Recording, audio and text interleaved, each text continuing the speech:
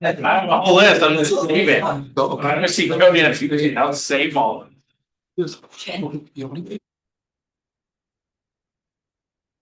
6 p.m. on August 25th. Please stand for the Pledge of Allegiance. I pledge allegiance to the flag of the United States of America and to the republic for which it stands, one nation, under God, indivisible, with liberty and justice for all. Will the clerk please take the roll? Councilmember Wood, Here.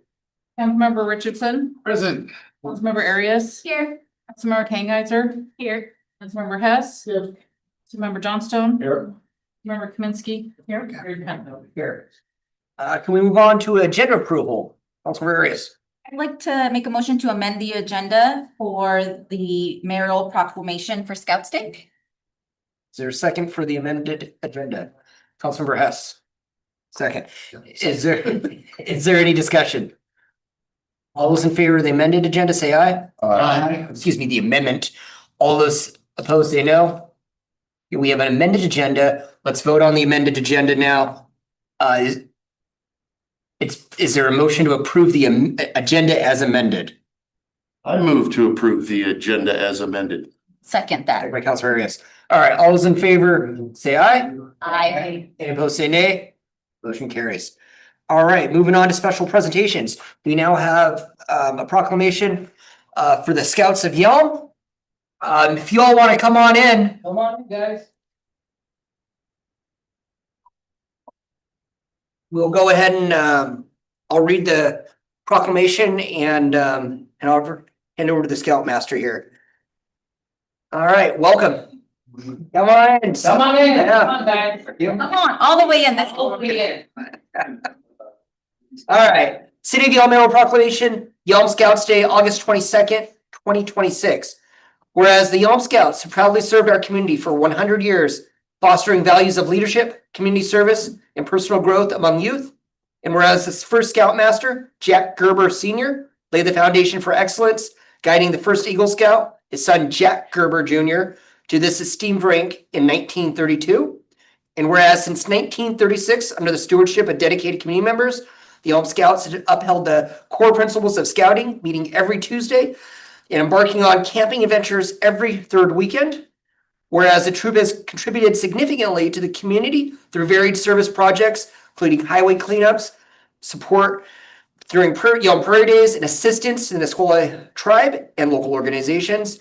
And whereas the legacy of Yelm Scouts is reflected in the accomplishments of its members, many of whom have gone on to serve in esteemed roles as firefighters, police officers, lawyers, engineers, successful business leaders, as well as having produced 72 Eagle Scouts. And whereas we extend our deepest gratitude to all the leaders, volunteers, and Scoutmasters who have dedicated their time and energy to shaping fine young individuals through the principles of scouting.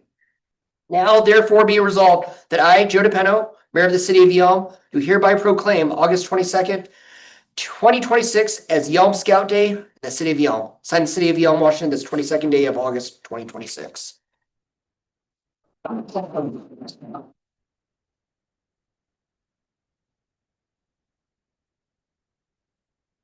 Coming in here, there. What's that? Oh, we got another scout? Come on in. I like scouting. Eric, come on in. Hi, Eric. And we would also like to provide a certificate of appreciation for the city of Yelm for their service, their recognition, allowing scouting to happen in Yelm, and their support, signed by both our committee chair and myself as the Scoutmaster of the last 6 years.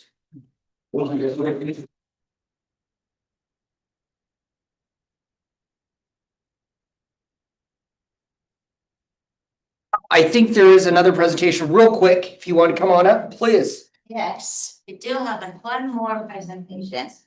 Jeff Kasnick has been a Scoutmaster for a number of years, and as we celebrate this really special occasion, the Young Lions Club wanted to present Jeff with this certificate, thanking him for his service. to Thank the you so community much. And his inspiration to the youth in our community. And there's a special little treat in there for you too. All right. Thank you, guys.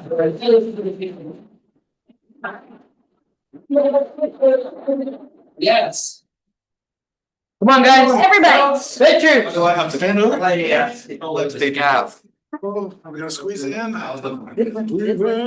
Yep. Yeah, just follow. Yeah. Right here, Ben. Here, let's, Some tall children. that front. Yep. Got a little bit of these. Tall children. Scouts are tall. You're okay. They're fitting this kids all around. Oh, that's a good idea. We good? 3, 2, 1. 3, 2, 1. One with silly faces. 3. All right. All right, scouts, to the back in the chairs, and I want you to listen into the meeting.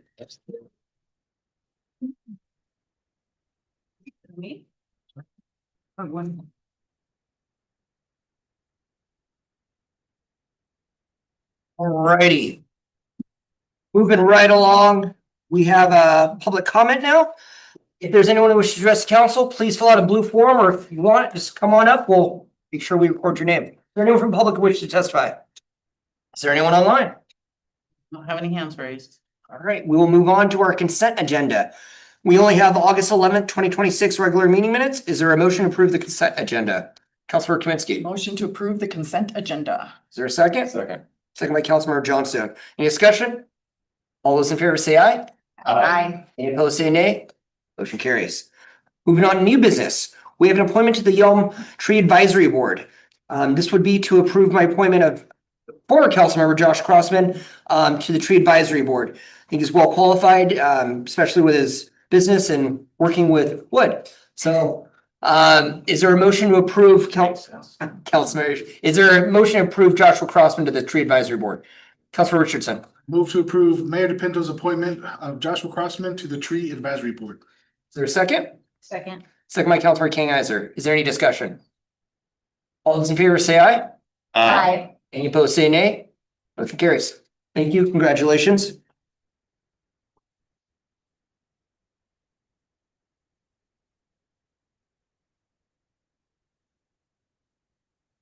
Moving on to standing council committee report, starting with Public Safety Committee. No meeting. Quick, moving over to Public Services Committee. Yes, we had a meeting today. It was phenomenal, a lot of information. I'll try to be brief.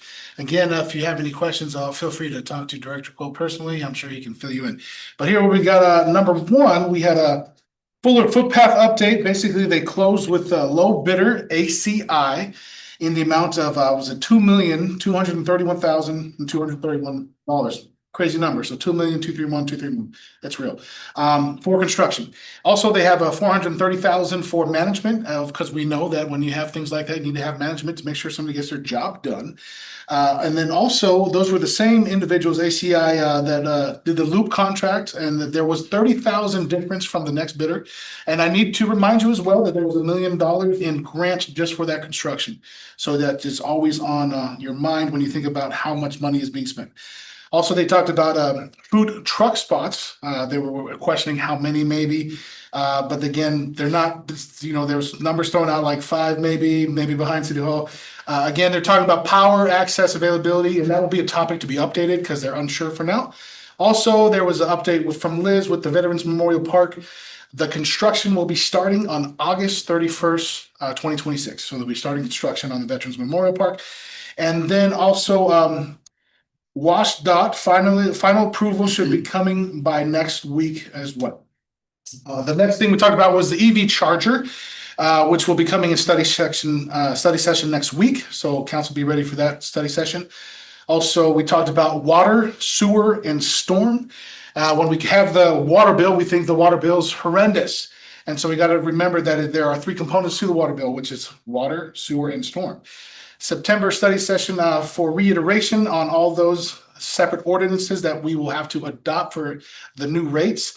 And Director Colt wanted you to know that storm will be going up 80 cents a month, sewer going down about $3, and the average person will save about 2% annually. So you said you're welcome. Also moving on, number 4, we were talking about project updates. So it looks like when Railway Road, Middle Road, the sidewalk proposal to bid next month. and they're working on acquiring that right away. Also, there's an easement for PSE as well to connect the sidewalks to Fort Stevens. Sidewalks are important because it helps the school out, because if there are no sidewalks for students to walk, then they have to have them bused. So this is one of those things that is very important for our community to have sidewalks built. And again, that helps the school not have to bus students, and they can just walk safely to school.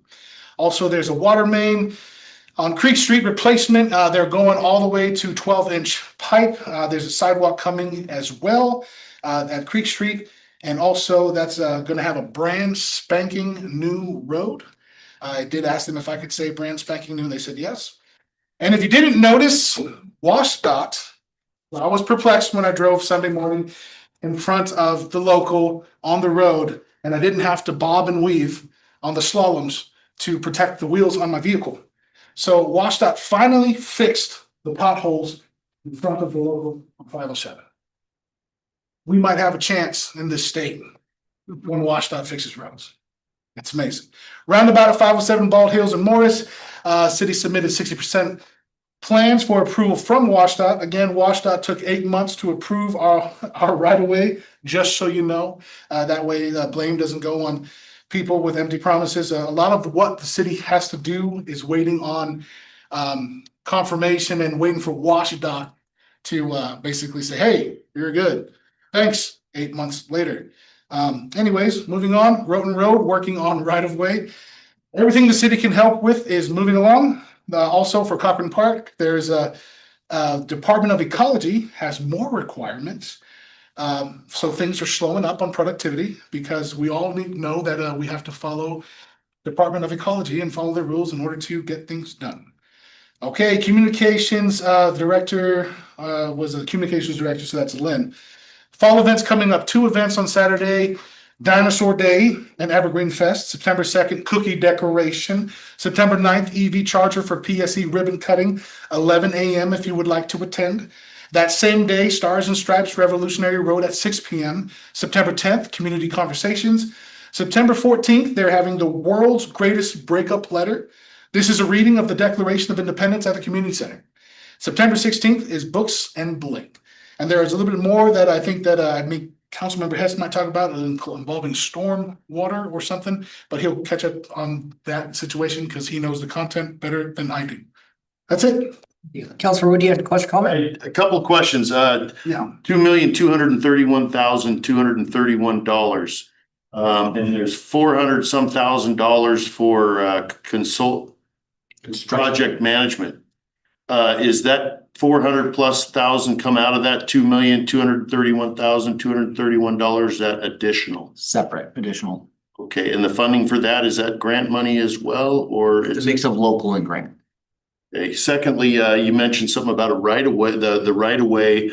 Now is there a cost associated with that right of way acquisition? My understanding is the right of way is something that the city already has. For which project? Mention the sidewalks. That was for Middle Road. The Middle Road, there's a property on Middle Road that we don't have right away from, right on the corner of Middle Road. You probably noticed it. It was one of the older properties that's not platted correctly, so we need to buy about 6 feet of line from them. Okay, so that's the only property we're talking about in Red. Right away for this, and then That's all I got. Thank you. All right. Moving on to the Finance Committee. no meeting. Moving on to General Government Committee. Okay, we have some good stuff coming up. We discussed 2 items that we're looking forward to council having to research and be part of. One of them is the Boys and Girls Club. They are looking at applying for a $3 million grant to expand their current facility. The challenge is that facility they lease from us, the city. We still own that property. So we're going to have possibly in September, hopefully during our study session, we'll have a quick briefing on that. Then for the 640 acres, what we're waiting on right now is for the development agreement to be approved before we go to the conceptual design approval. Development approval or the development agreement is basically the very just the general things of who's gonna pay for what, who's responsible for taking care of what. It's not codes, it's not what buildings are gonna look like or streets are gonna look like. And so we're getting close with that one. And then with the conceptual design, as soon as the development agreement is approved by council, concept design they're ready to start submitting some concepts for us. So be prepared for that being presented. And we also there's also a meeting with city administration and fire commission for our district on September 8th to discuss the CRF, how it's going to affect them, so we can hopefully alleviate their fears and have them on board with us to do the CRF. Other than that, just we got a good week. Basically, it's budget and finance. So that's all I have to say. Alrighty, thank you. Moving on to Mayor City Minister's staff reports. Doug. Thank you, Mayor. Good evening, council. Just a few more updates from the departments. From the police department, lateral officer from Yuma, Arizona will start September 1st for us. So that's great news. And then aside from that, the department is busy fulfilling state mandated training requirements currently. From the finance department, our front office counter employee, Michelle, her last day is Thursday after 21 years with the city. So we did interviews yesterday. We had over 30 applications for her position. We interviewed, I believe they interviewed 7 yesterday. And they're very excited about a couple of the top candidates that they were going to reach out to either this afternoon or tomorrow. So that's going well from that end of things.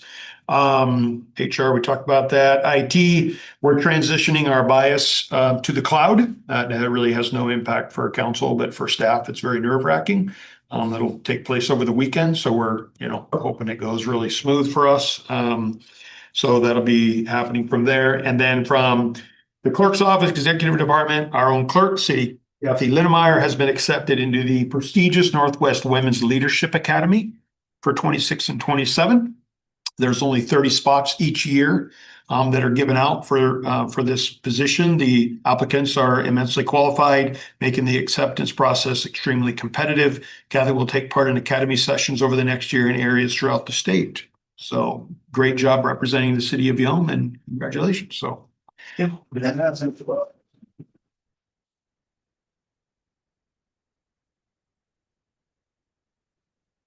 Go ahead. Actually, I lost it. The whole hoopla with his cat there.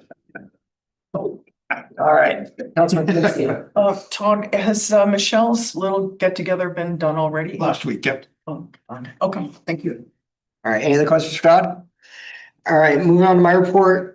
Just going off what Councilmember Richardson was talking about with Active Construction Incorporated. They did win the bids for both the activated alleyway and the Yelm Loop. I was able to speak with the project. I think he's the foreman for it, with Active Inc. They are trying to get this done quicker than what the timeline states. So, take it with a grain of salt, but it is looking like they are going to start construction this year, which I know that was concerned with WASDOT that they might start next year. They're going to try to do everything they can for the Yelm Loop on here. I anticipate them bidding on some other projects too locally here. We have some roundabouts coming up. Likely to see them bid. Actually could lower some costs for us as a city, just because they don't have to mobilize, and they're already here locally. So I'm excited for them. They're excited. And yeah, just looking forward to getting this Yelm Loop built and some of these other major projects we have going on right now. So looking forward to all that. I have a TRPC retreat coming up. I'll be sure to report on that and different things that we talk about at that meeting. Any questions for me? All right, council member reports. Councilor Wood. I have no report. Councilor Richardson. I just want to thank the scouts for being here and your, again, just your impact to the community. This is what small communities do. We love this and we appreciate you, and just having youth programs, something for youth to be involved in. So again, we give you honor. We thank you for being here. You do make a difference in our community. So thanks to all of you. Councilor Arias. Okay, so since we last met, I met with Built for Zero and Family Support Center to learn about coordinated entry and the services that are already available to Yelm residents. Many of these services, we talked about the barriers because these services are in Olympia, but there is an understanding of what's happening as well in Yelm. And so I'm just planning to learn more about how we can support Yelm residents with the and connecting them with the services that Family Support Center provides. On Friday, I met with a Yelm High School student who's come before this council twice during public comment to advocate for a youth council. I wanted to hear directly from him about what he is envisioning before kind of anything moves forward. And so I had a good conversation with him about what kind of they were thinking. Then I also attended the Habitat for Humanity Gala in my role as the chair of the Thirsty County Veterans Advisory Board, which is because they sponsored Veterans Build this year, which will take place in November. And I also attended the Southeast Thurston Fire Authority potluck at Lake Lawrence. Good turnout, good conversation, and there was some really excellent corn.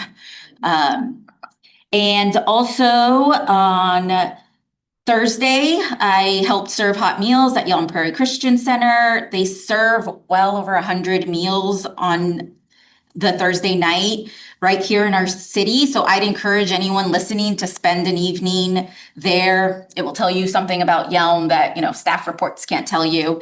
And every Thursday, 6 p.m., we serve hot meal at Yelm Prairie Christian. And then on Saturday was really busy. I attended the Rainier Days, and then I joined the Yelm Scout Troop 9268 at the Yelm City Park to celebrate 100 years of scouting in our community. It was really great to hear from the scouts and to see them in action. And, you know, that's a century of Yelm kids learning to show up for each other and to take care of this place. So I really appreciate that. There was no steady meeting this month. Meetings will resume in September. And then tomorrow I have Regional Housing Council meeting, so I'll report back at the next meeting. That's all I have. All right, thank you. Councilor Kingheiser.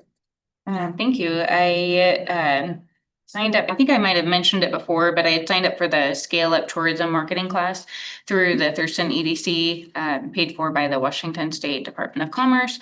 It's a good class. It's helping like as my council position and also my role as a salon owner. It's a very homework forward heavy class, but it's very informative. The Thurston EDC provides so many great classes and courses. Definitely check them out. I was able to listen in on AWC's legislative priorities briefing for 2027. That was quite interesting, and to be able to hear the Q&A, and it's the same kind of concerns that are going on here as well. Housing was a big one in all different facets, and the e-bikes is becoming a really big situation. We've brought it up a few times, but it was some interesting ideas that I'm looking forward to vetting through our council as well. I was able to participate in the Yelm High School band fundraiser at Dancing Needles. Very nice tattoo space, wonderful staff over there. And I do believe they surpassed their goal and hit right at about the $7,000 mark. So that was really wonderful and fun to be able to do. Then one last thing, as I continue to work with the AWC, the council has talked about expressing interest in parks and creative districts and things like that. They do have a webinar course on September 16th available. It's Elected Officials Essentials, Parks, Arts, and Creative Districts. And so I would encourage you, if that is your interest, to definitely take advantage of that. Those webinars are really great because you can sign in from anywhere. Great. Thank you. Councilor Hess. Nothing new to report in reference to intercity transit. To go with what was brought up during the public service in reference to stormwaters, while I was kind of on vacation, I had a little more time to do more reading than I normally do. And I came across a couple of interesting articles and ways to maybe help our stormwater situation. And it's having businesses and homes with their landscape, incorporating some steps to it so that their runoff doesn't go straight into the street. It actually works down. So I'll be working with Director Colt on this, trying to find a way, right now with the discussion of the past discussions of the beautification grant. This may be something that we could change that grant to, because it's beautification, but it also helps our stormwater situation.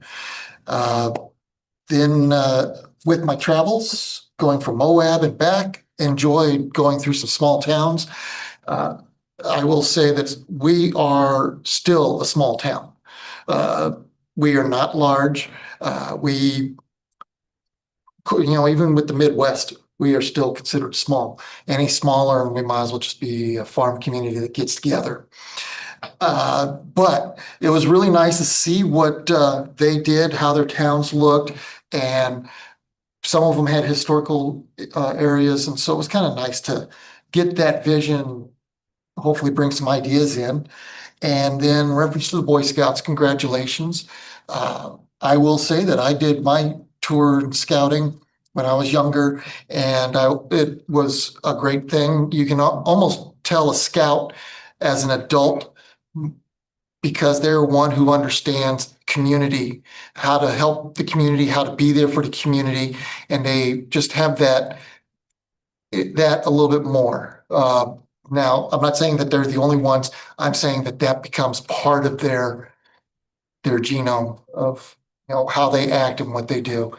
And with the experience that you guys have, you can almost accomplish anything, whether it's going into the trades, going to college and developing something there, or joining the military. Especially the military, a lot of the skills that you learned as Boy Scouts will come through. That's all I have, sir. Thank you. Councilmember Johnston. No report. Councilmember Kaminsky. Well, I only had Nisqually River Council. So the River Council has been selected by the American Forest Convention to be highlighted for the great work on salmon recovery that they do. And then Fish and Wildlife sent a young gentleman, Jamie, who gave a report on the invasive bullfrog removal project. How's that going? This is very important work. Otherwise known as the bullfrog bounty hunter. It was very interesting. I learned more about bullfrogs than I ever knew I needed to know. And I'll just give you a few interesting highlights off the top. They're working in the Black River area and in the refuge here in the Nisqually, the mouth of the Nisqually.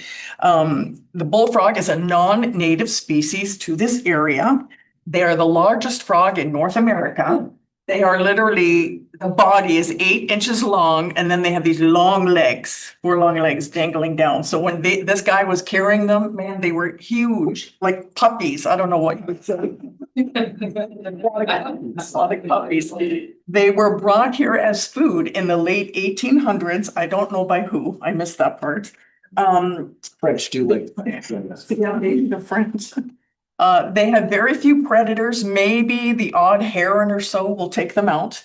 But they're very prolific. Oh, the other thing is they will eat anything that can fit in their mouth. A bat, a mammal, anything that fits in their mouth.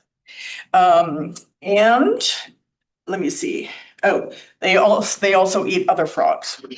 So I think the Oregon spotted frog is one of the ones on our endangered list, and they lay about 700 eggs a season, but the bullfrog, 2 sessions of 15 to 20,000 eggs per time. A lot of children. So that is why they are totally taking over everything. And if you go in a pond and you see their tadpoles are as long as my hand, like they're huge. So, and it takes them 2 years to become a bullfrog.